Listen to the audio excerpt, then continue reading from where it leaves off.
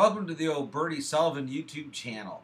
Ed, some employees, I guess, are not actually entitled to overtime, and a couple of the exemptions you're throwing about are if I'm an executive or if I'm in an administrative position, I'm not entitled to overtime. What do those terms even really mean? Okay, well, the law exempts what they call bona fide executive and administrative employees from overtime, and a bunch of other employees as well.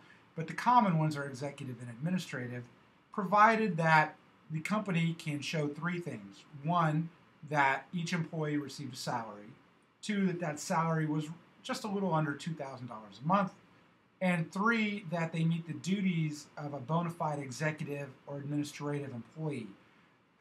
The executive employee exemption has three duties, sorry. One is that they manage a department or a division or a customarily recognized division of the company. Two, that they supervise two or more full-time employees or their equivalents.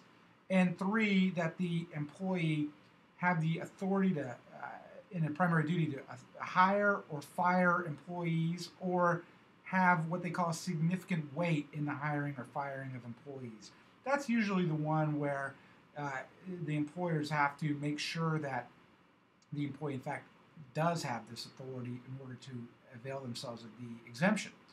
The administrative exemption is a often used exemption that in recent years has sort of fallen out of favor for two reasons. One is the employer has to show that the employee performed office or non-manual work related to general business operations of the company, and two, or management of the company, and two, that the primary duty of the employee included the exercise of discretion and independent judgment with respect to matters of significance. Both parts to that administrative test are terms of art, but most of the administrative exemption cases that get considered, if they fail on the discretion and independent judgment prong, because it has to be really something that's important to the company in some way for the employee to have discretion and independent judgment with respect to matters of significance.